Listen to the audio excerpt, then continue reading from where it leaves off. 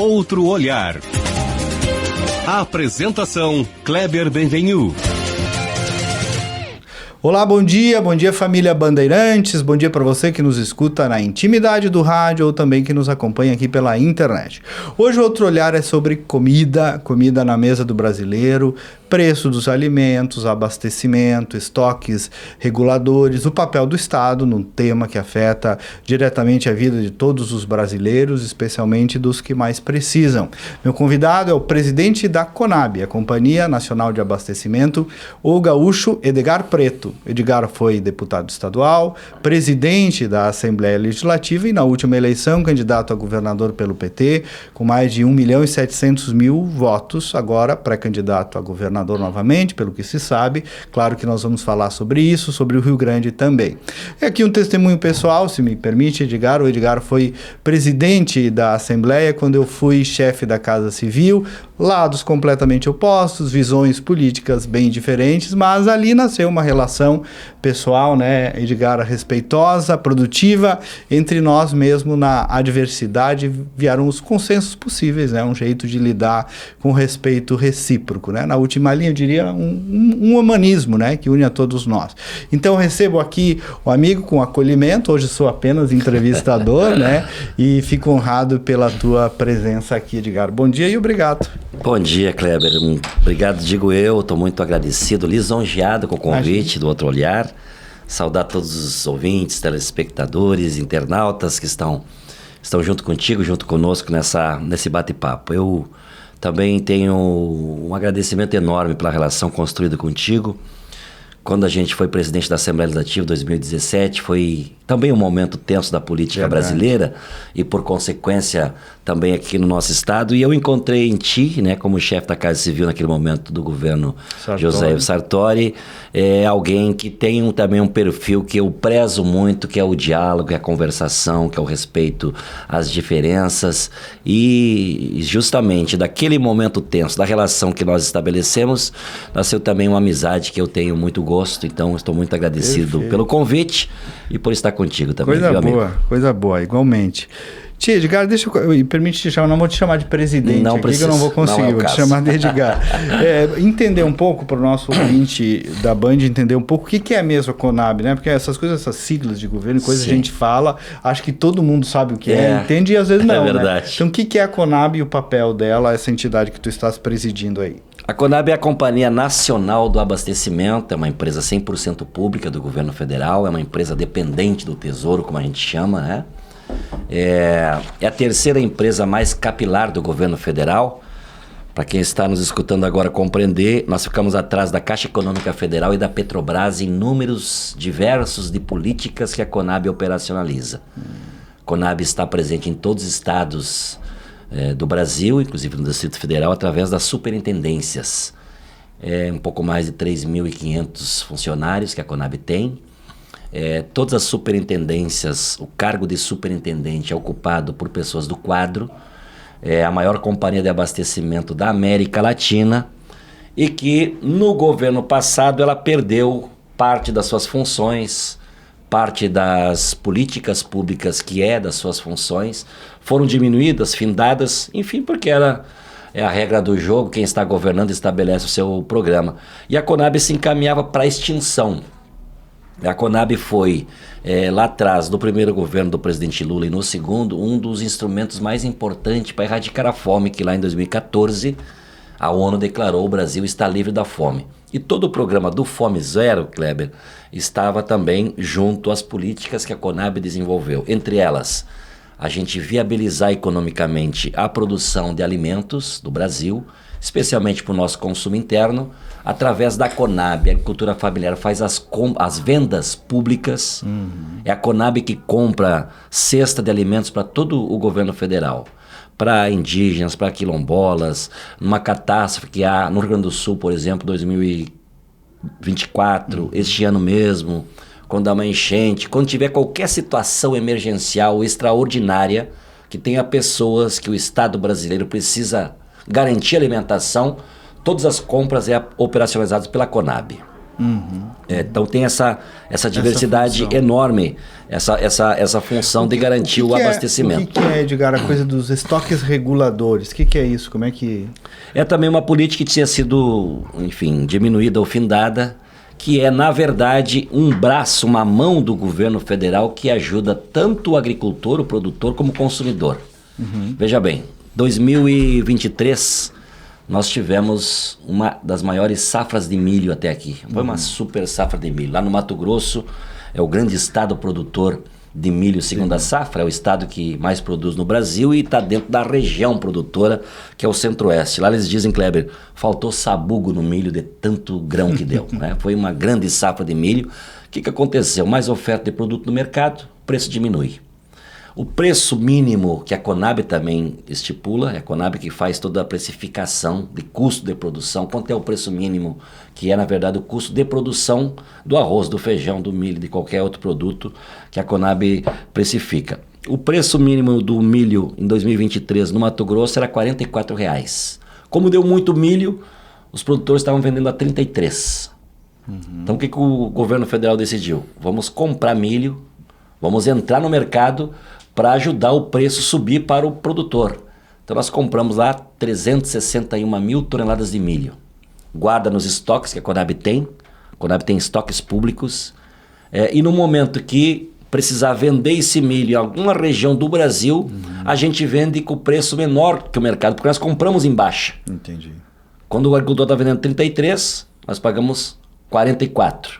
Então pagamos um preço melhor para o agricultor, estocamos. Quando deu a seca no início do ano passado no Nordeste, nós mandamos esse milho para o Nordeste para vender para os pequenos criadores. Como faltou milho na região da seca, o preço subiu para R$ 100 a saca. E nós conseguimos levar o milho do Mato Grosso, de Goiás, atravessando o país, chegou lá e nós vendemos por R$ 60. Além de vender por um preço mais barato para o consumidor, a gente ajuda a regular o mercado. Quando a agropecuária está vendendo uma saca de milho por 100, chega uma empresa pública do tamanho da Conab e oferta por 60, você também dá uma forçada que o preço deve se ajustar. Agora, fazia 11 anos que a Conab não tinha mais estoque de trigo. A gente compra, a gente entra no mercado quando o preço está abaixo do mínimo para não ser uma medida intervencionista. Para ter esse equilíbrio no mercado, o mercado tem o seu jogo, não pode o poder público intervir de uma forma desequilibrada. Então, se cair abaixo do mínimo, que o agricultor vai ter prejuízo, nós compramos. Que foi o que aconteceu com o trigo o ano passado aqui no Rio Grande do Sul. Rio Grande do Sul, Kleber, é o estado que mais produz trigo no país.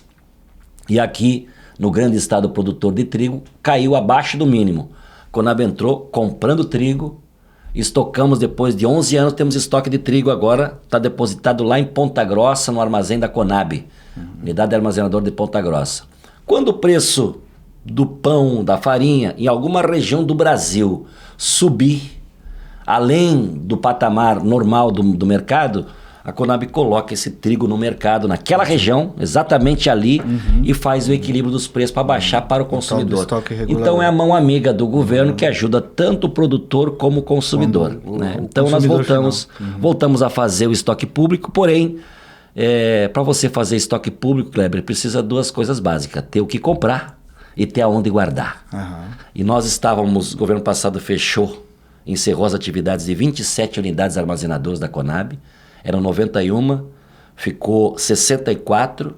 O que nós fizemos? Fizemos uma chamada pública para particulares. Nós locamos armazéns de particulares, empresários que têm armazéns, que queiram alugar para a Conab. Estava defasado os preços em 34%. Ano passado nós reajustamos, botamos 34% a mais para ser mais atrativo para os empresários. Esse ano reajustamos para mais 6,5%. Então, do ano passado até aqui, foram 40% de reajuste para ser mais atrativo para o empresário, e nós locamos, está à disposição da Conab, uma quantidade de armazém que hoje, de particulares, é 3 milhões de toneladas que nós podemos usar. A Conab hoje tem nos seus armazéns uma capacidade em torno de 1 milhão de toneladas. Estamos fazendo investimentos. Aqueles armazéns fechados, os 27 e outros até mais antigos, foram construídos alguns há 50 anos atrás. Foi construído num perímetro urbano, rural de uma cidade. A cidade cresceu e agora tem estruturas que são um valor imobiliário alto, grande. mas que não está mais sendo usado porque não consegue entrar uma carreta para fazer a manobra, para carregar. Então nós pegamos 9 imóveis que tem um valor bem razoável, e eu fiz um contrato com o BNDES. O BNDES é o nosso Banco Nacional de Desenvolvimento. Construí uma modelagem para as empresas públicas, ou para o poder público, para o governo do estado, municipal, e eles fazem então a permuta. Como a Conab é uma empresa dependente, se eu vender um armazém da Conab, vai para o Caixa Único do Tesouro. Ajuda o país, mas para a empresa... Fica um vazio. Fica um vazio. O que nós fizemos então com o BNDES? A modelagem aquele que vai querer comprar aquele imóvel da Conab, o BNDES faz uma permuta. Em vez de dar o dinheiro, ele vai reformar aquele que a nossa diretoria decidiu. Ou construir um novo. Isso está em curso? Está em curso. Nós vamos aumentar, somente nesta operação, vamos aumentar em mais 40% a capacidade de armazenamento da Conab, com uma ação que nós vamos fazer. Esse foi teu maior desafio nesses 3 anos? Tua entrega, dentre outros. O que é o desafio teu hoje ali na Conab? O que tua principal entrega nesse tempo todo aí de... Kleber, quando eu recebi o convite do presidente para presidir a Conab,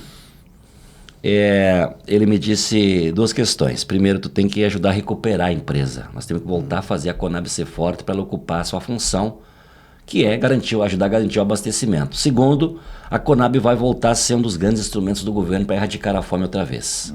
Tu lembra que na 2023, quando o presidente Lula assumiu, eram 33 milhões de brasileiros que não tomavam café, não almoçavam e não jantavam. Hoje nós já conseguimos tirar 24 milhões e meio desta condição. Segundo, então, a maior entrega que eu acho que eu faço através do diálogo é poder conversar com todos os setores da agricultura brasileira, pequenos, médios e grandes, com essa característica que também é tua, que é minha, de prezar pelo diálogo, de respeitar os que pensam o contrário do que a gente pensa. Nós conseguimos estabelecer diálogo muito importante com o setor do arroz, o setor do feijão, do milho, que eu já falei, e de outros produtos que são muito bem organizados no nosso país. Do produtor até a indústria. Exatamente. Todos os meses a Conab coloca a campo em torno de 100 técnicos, em parceria com universidades, com institutos federais, e nós mensalmente oferecemos para o Brasil e para outros países o que é a previsão de safra agrícola no Brasil. Todos os meses, dos 16 principais grãos. E a notícia que eu trago... Né? Que dados, é uma riqueza, né? O que eu trago de boa notícia é que o Brasil este ano, segundo dados da Conab, vai colher a maior safra agrícola da sua história. 336 milhões de toneladas. Só por si essa notícia é extraordinária para a nossa economia. E mostra também a força do homem e da mulher do campo. Mostra a força desse setor. Mas a outra notícia que é extraordinariamente boa é que depois de 13 anos que a lavoura de feijão, de arroz, de batata, de tomate, de hortaliças, de frutas perdia espaço no campo agrícola brasileiro, é o ano da retomada. Nós colhemos o ano passado 10 milhões e meio de toneladas de arroz e esse ano vai ser mais de 12 milhões de toneladas de arroz. Assim vai ser no feijão, assim vai ser em outros produtos que é para o nosso consumo interno. Por isso que vocês que estão me ouvindo agora, preste atenção. Vão no supermercado e olha como é que está o preço do arroz. O preço do ano passado e como é que está agora. Eu entro no mercado, eu fico tirando foto de preços porque é a minha função também de fazer essas análises junto com, obviamente, com a nossa equipe técnica. O preço do arroz ano passado bateu quase R$40 ou em torno disso. O pacote de 5 quilos hoje tu encontra em promoção por 20, por 18, já vi por 15,90. Porém, agora tem outro lado, como é que a gente alcança a mão para o produtor? Foi uma super safra, tinha dinheiro com juros subsidiados do plano safra, a Conab voltou a comprar, fazer compras públicas, o agricultor acreditou, plantou, produziu mais. Então, para o consumidor, é a grande notícia, baixou o preço. E agora, então, nós estamos negociando compra desse arroz para fazer a nossa entrada no mercado agora para ajudar o produtor. A gente vai comprar, vai fazer estoque, tira um pouco desse produto do mercado, né, da lavoura do agricultor ou do seu estoque, do seu silo, e com isso a gente ajusta o preço melhor para o agricultor que nesse momento está precisando. Falo do arroz para demonstrar toda essa complexidade que a gente está conseguindo fazer entregas na Conab. Todas as cestas de alimentos que chegam aonde for necessário, como eu falei, é feito pela Conab. Ano passado, na maior tragédia ambiental, a Conab junto com o Exército, a Marinha, a Aeronáutica, foi o primeiro órgão que chegou para garantir a alimentação. entregar os alimentos necessários. Esse ano, da mesma forma, quando as pessoas saem de casa, precisam comida, que o governo federal precisa alcançar, é a Conab que faz toda essa operacionalização. E tu tá te sentindo bem nessa missão? Graças Pessoalmente, a Deus, Kleber. politicamente bem? Eu nunca tinha morado em Brasília. Tu que conhece lá sabe a complexidade que é a nossa capital federal. Meu pai foi deputado 23 anos e eu não convivi com a capital federal. E a primeira experiência já tu chegar numa cidade que tu não conhece. E aí presidir uma empresa com essa capilaridade extraordinária, com esse alcance que pode ter. Então, de coração, foi uma grande tarefa que eu assumi, que o presidente Lula me deu essa oportunidade.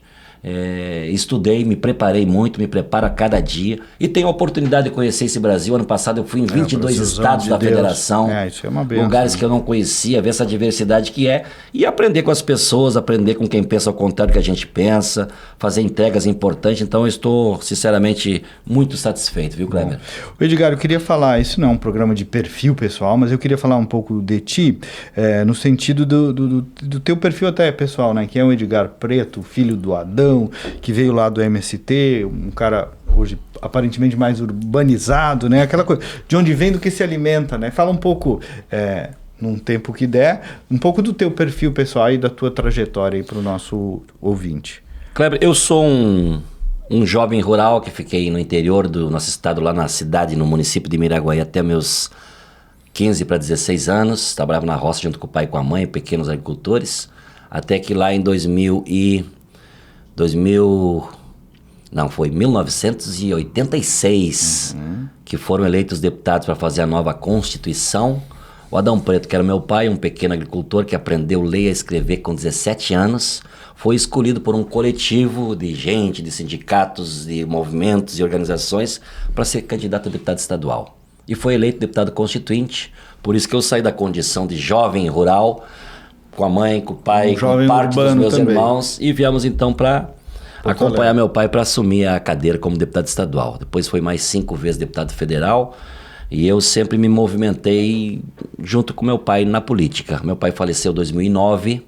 Faleceu jovem, né? Com 63 anos, estava ocupando o mandato de deputado federal. Lembro que aquela vez foi uma notícia inesperada, porque meu pai era novo, estava em plenas atividades ainda política e acabou falecendo, teve uma pancreatite. Pancreatite, forte. Tu já tinha detectado vocação ou veio mais depois que ele partiu? Não, quando meu pai concorreu em 86, eu tinha 14 anos, eu fui escolhido por ele, não sei também qual é que foi o grau de escolha, de critério, mas ele que me levou junto com ele para fazer as viagens. Eu acompanhava ele. O comitê da campanha do meu pai era em Frederico Westphalen e eu, guri, ajudava a cuidar do comitê, abria, fechava. Vocês são em quantos? Somos em 9 filhos. 9 filhos? 9 irmãos. Agora 8, faleceu o Arthur em 2010. Meu pai faleceu, foi muito automático, viu, Kleber? A definição também coletiva, não foi uma escolha minha, foi. Claro. Obviamente que eu me coloquei nessa condição. Claro. O Olívio Dutra, na época, era presidente do nosso partido e foi ele que conduziu todo esse debate. 15 dias depois que meu pai faleceu, ele chamou a equipe que estava trabalhando no gabinete do meu pai, chamou a mim, chamou algumas lideranças que acompanhavam meu pai ao longo da sua caminhada, e o Olívio Dutra disse o seguinte: o Adão Preto merece que a gente dê sequência a essa caminhada que ele fez no parlamento. Vamos escolher aqui coletivamente quem poderá ser o candidato que vai substituir não, que vai tocar o legado do Adão Preto, e eu quero ajudar, eu quero ser um organizador dessa passada, né? E eu fui escolhido, e graças a Deus, na minha primeira eleição, em 2010, eu fui mais votado da minha bancada, fiz 69 Já na mil primeira, votos. imagina. Depois veio a eleição era o governo do Tarso Genro. Eu fui líder da nossa bancada na Assembleia Legislativa, quase 3 anos. Veio a reeleição em 14, fui reeleito aí com 72 mil votos. Bom de voto. Fiz o meu mandato ali, fui presidente da Assembleia, no momento que nós já conversamos, que você fosse secretário-chefe da Casa Civil. E aí veio a eleição de 18, eu fiz 92 mil votos, fiz uma votação, modéstia à parte, que nenhum outro deputado do PT fez aqui no Rio Grande do Sul. E chegou a eleição. E aí foi para 1 milhão, que era aí que eu queria chegar. Aí foi para 1 milhão e 700. Me resume, Edgar, como é que foi aquela experiência ali de ser candidato a governador, de quase chegar no segundo turno, a 2.000 votos do governador Eduardo Leite, até então com uma grande aprovação, com uma aprovação, enfim. Como é que foi essa jornada de 22, Edgar? Kleber, nós sempre tivemos, orgulhosamente, nos representando nos pleitos pro Executivo aqui no Rio Grande do Sul, o Olívio Dutra e o Tarso Genro. Às vezes os dois foram governadores, né? E foi um debate que nós fizemos internamente que estava na hora da gente fazer uma troca geracional, digamos assim. E que não é fácil, né? Tu tem que idade, Edgar? Eu tô com 54, fiz agora em junho, dia 17. Parece 53. Sou de gêmeo. Tu tem 53? Não, eu tenho 47. Tá bem. Nós somos da mesma geração. É, isso. Enfim, a decisão foi então de fazer essa renovação e eu fui escolhido pelo meu partido por unanimidade. Unanimidade. E aí temos que formar uma frente. Lembro que o PSOL já tinha candidato a governador, a senador. Nós não tínhamos candidato a senador naquele momento que estava difícil a conjuntura do nosso partido. Aí fui falar com o presidente Lula, disse: e o Olívio Dutra não tem disposição? Eu disse: eu vou conversar com o mestre, chamando de mestre Olívio. A pedido do presidente, conversei com o Olívio Dutra se prontificou sem nenhuma necessidade, mas pela generosidade. Foi candidato a senador, na chapa comigo.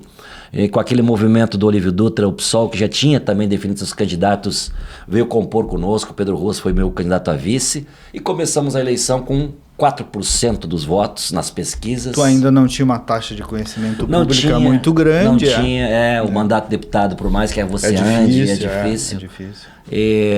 Tinha, na época, uma conjuntura pós-pandemia, que o eleitorado, esse que não participa da vida política, que não tem partido, que não acompanha no dia a dia, tinha o Eduardo Leite como o amigo do presidente Lula. Nós tínhamos pesquisa que 40% dos votos do presidente Lula no início da pré-campanha era do Eduardo Leite. Então eu tinha que me apresentar, eu tinha que dizer: eu sou o candidato junto com o presidente Lula. Começou a movimentação, veio os programas de televisão, veio os debates, as pessoas começaram a olhar para aquele carinha lá do interior de Miraguaí. O guri de Miraguaí. Ao ponto, Kleber e ouvintes, que na segunda-feira da última semana de campanha, eu apareci com 10% nas pesquisas. Bem no finalzinho já. Bem no final já. Na sexta-feira, que foi a última pesquisa publicada, que a eleição foi domingo, eu estava com 17, menos de 17,5%. E 2 dias depois eu fiz quase 27% dos votos, mais de 1.700.000 votos. O Eduardo Leite, o governador atual, lembra que ele tinha a pretensão de ser candidato a presidente da República, já renunciado ao mandato, voltou a ser candidato. Teve momentos da pesquisa que ele ganharia no primeiro turno. Depois, agora andando por esse Brasil, Kleber, eu fiquei sabendo que o Rio Grande do Sul foi o último estado em 2022 que definiu o segundo turno, porque a nossa disputa foi muito apertada. Eu fiquei atrás do atual governador por 2.441 votos.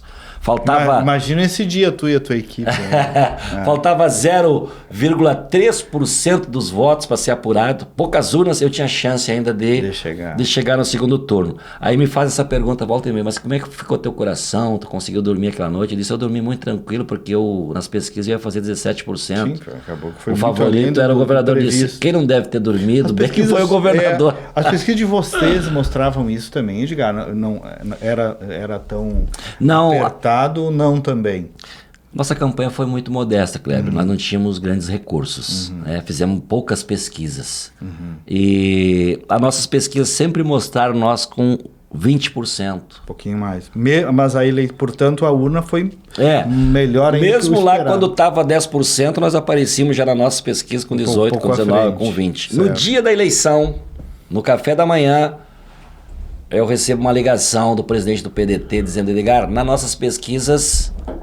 Tu tem chance de ir pro segundo turno. Nossas pesquisas só aparecem empatado com o governador, com o Eduardo Leite. Como de fato se concretizou.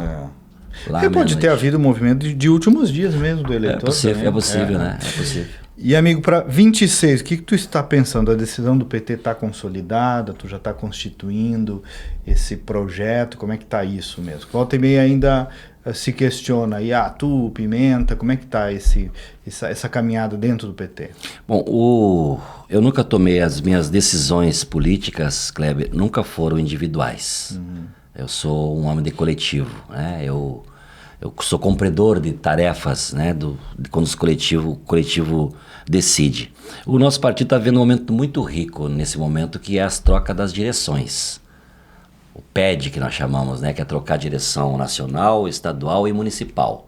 Nós exercemos, obviamente que dá um trabalhão danado, né, Kleber, mas exercemos a nossa democracia interna na plenitude. Todos os filiados do PT votam para decidir quem será o presidente nacional, estadual e municipal, e também configurar as nossas executivas. Então, até agora, início de julho, as nossas energias, digamos assim, de debate político está internamente, fazendo as avaliações, fazendo correções de rumo para onde estamos, como é que a gente vai no próximo período.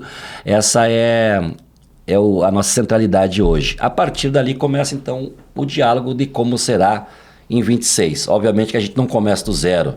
Todos nós somos seres políticos, todos nós conversamos, todos nós temos contato internamente com outros partidos, com outras lideranças. E é o que eu estou fazendo agora, viu, Kleber? Dialogando bastante com pessoas aí do nosso campo democrático e popular. Como nós queremos construir uma frente política a mais ampla possível, né, o campo democrático, nós temos que conversar. Não dá para você conversar com um partido dizendo, olha, eu já sou candidato. Nós temos que primeiro ter essa definição no calendário do partido, mas está muito naturalizado, diria assim, o meu nome como pré-candidato. Eu vou me apresentar para o PT como pré-candidato. Perfeito. Vai passar por esse diálogo. O nosso partido natural é só água, a gente sempre discute muito, debate, dialoga, e nós queremos sentar na mesa, queremos ter a oportunidade de sentar na mesa com todos os partidos que fazem parte da base do governo federal.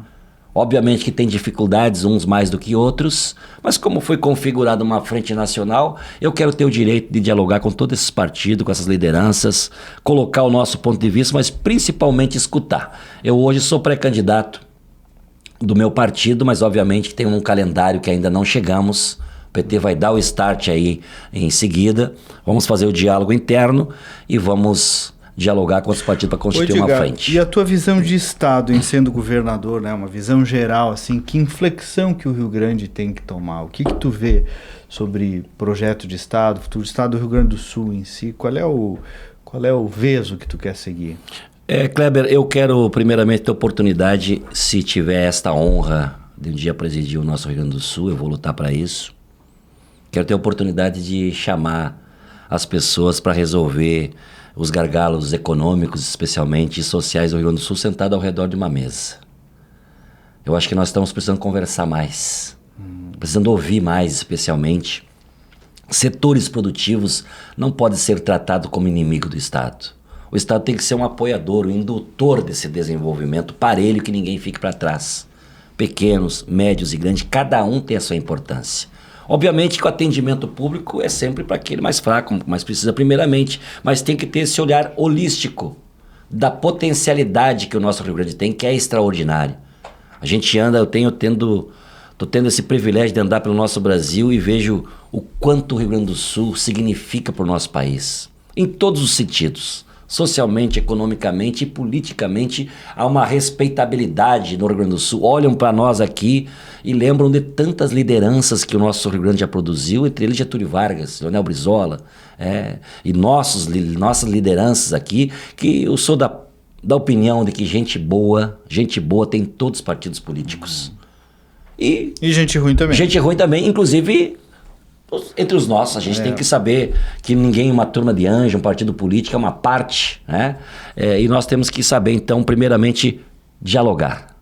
Sentar numa mesa, chamar os importantes, os setores econômicos que são importantes para o Rio Grande do Sul e apontar caminhos. Estava olhando agora na votação que teve, que eu fui contrário, não voto, mas me posicionei contra aumentar o número de parlamentares que foi aprovado na Câmara Federal. O Rio Grande do Sul iria perder 2 deputados. Por quê? Porque está diminuindo a população do Rio Grande do Sul. Qual é o caminho que estão indo? Morar em Santa Catarina. Por quê? Tem mais oportunidades. A gente não é melhor que ninguém, mas convenhamos, o Rio Grande do Sul sempre teve na condição, aqui na região sul, uma condição bem diferenciada positivamente. Nós fomos perdendo aos poucos. Então acho que primeiro no diálogo encontrar caminho para um projeto de desenvolvimento para o Rio Grande do Sul, que ninguém fique para trás, que todos ganhem. Eu noto aí, Edgar, claro, estou olhando aqui desde o meu lugar, né, um posicionamento que é um pouco do teu perfil, de uma esquerda mais moderada, oxigenada, um diálogo mais amplificado, parece, até para lidar um pouco com o antipetismo, das marcas que foram se criando ao longo do tempo, tá? Noto eu propondo uma ampliação dessa capacidade de diálogo. Eu acho que o diálogo é o ponto de partida para quem pretende estar à frente de um estado tão importante para a federação como é o Rio Grande do Sul. É uma das minhas características. Faço isso desde sempre, aprendi em casa com a dona Otília, com meu pai, a respeitar a opinião, a respeitar os outros, mesmo pensando contrário do que a gente pensa. O nosso partido tem uma força grande no Rio Grande do Sul, né? Mas sabemos que precisamos ampliar, precisamos conversar, precisamos formar uma frente. Então a gente não vai colocar o nome do PT na frente como prioridade. A prioridade nossa é a eleição nacional. O presidente Lula possivelmente será candidato à reeleição, é o que nós desejamos, e também tem essa como nossa prioridade, né? Então nós vamos encontrar um caminho aí, principalmente dialogando politicamente com o nosso campo, com o nosso partido e depois com a sociedade, que ao final das contas é ela que toma a decisão final. Bem rapidinho, como é que tu vê o governo Leite?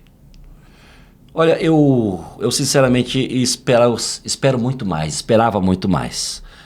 Os 1.700.000 votos que eu fiz no primeiro turno, todos eles migraram para o governador no segundo turno.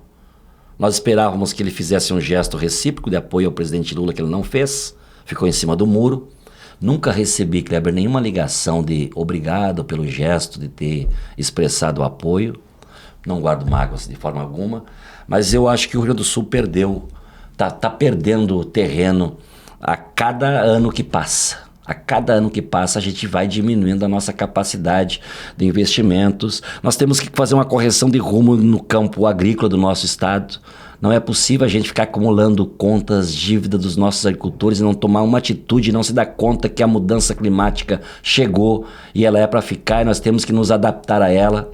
Temos que ter um novo olhar de gestão para o nosso Rio Grande do Sul.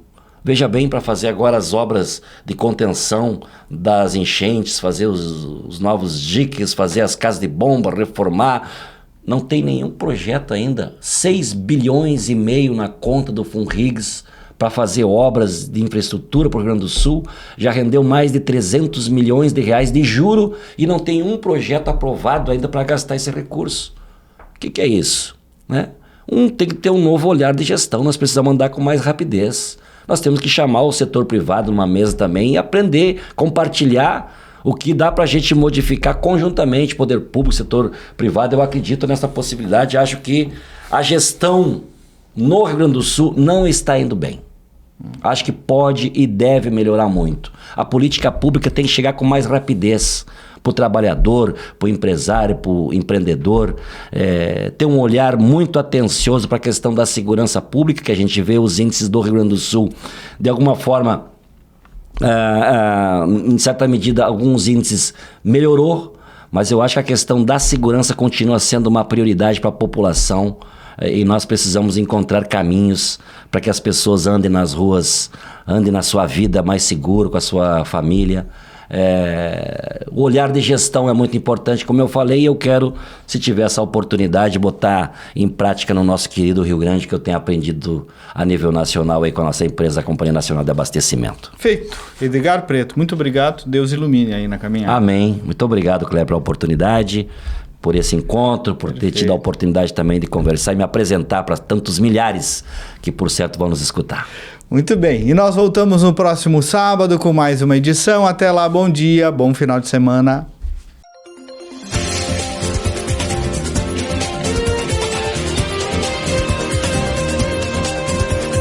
Outro olhar. Apresentação: Kleber Benvenu.